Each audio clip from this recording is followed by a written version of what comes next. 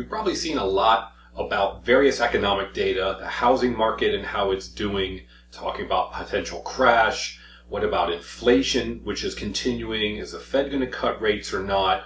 Well, what about as an individual? What's happening to individuals, and what's a good barometer to see how the economy is really doing? What does that mean for you, and what can you do about it? Take a look at the channel page. You can subscribe right here. There's basically three main lists. There's playlists for getting out of debt and the various methods to help you get out of debt. The Monday, Wednesday, Friday episodes of Get Out of Debt. And then there's a playlist just for credit cards, how to use them to your advantage. Don't keep a balance, but get free money, points, miles. And then, of course, investing and how you can obtain passive income. And right here, you'll see the Get Out of Debt 6-video course. 6 videos in succession. It's free. Just click play all. Please subscribe, and I appreciate your support. I like to use credit cards as a barometer for the individual, kind of a micro view instead of that macro view. Why credit cards? Because credit cards typically have the highest interest rate. Forget the zero balance transfer and 0% offers. Talking about in general, at the moment, there's somewhere between 20 and 30%. That's obviously higher than personal loans, car loans, and other things. So if that is the highest percentage rate that people are going to have when borrowing money, is typically the last thing they're going to do. They're going to try to obtain money that they need to borrow in various ways, maybe taking home equity lines of credit, things like that.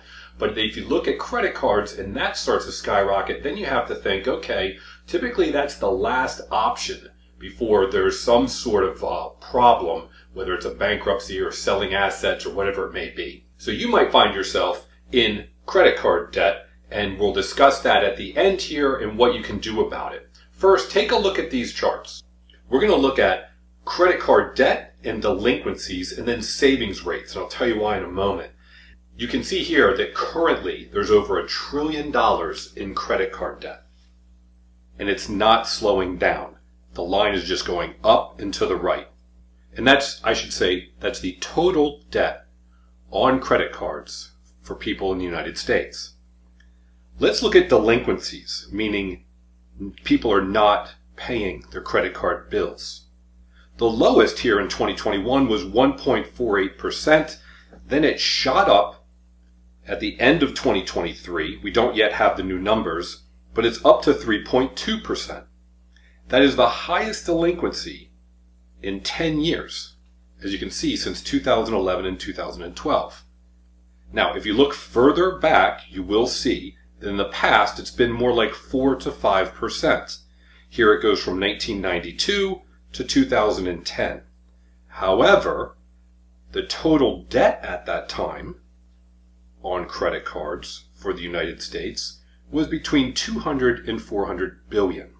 So yes, delinquencies were slightly higher than they are at the moment, but there's a big difference between 200 billion of total credit card debt in the US and $1 trillion. $1 trillion of debt is 5 times 200 billion, and therefore, obviously, people are putting more onto credit cards, which have extremely high interest rates, and the delinquency rate is going up, and soon we'll probably have Q1 of 2024, Q1 being January, February, March. Now, is that because people just don't want to pay their credit cards, or is that because people think, 25% is a great interest rate, I'll just keep a balance? I don't think so, because look at this chart. Personal savings rate. The personal savings rate is around 3.6%. It hasn't been that low since 2005 and 2008. The amount of money on a monthly basis that people are trying to save. So savings accounts of people in the US is extremely low. My guess is that's why they're not paying their credit card bills, because no one wants to pay 20 to 30% if they don't have to. Now, you can go all the way back to 1960, and it was never this low. Now, 2005 and 2008, it was this low. That was the GFC, the Great Financial Crisis.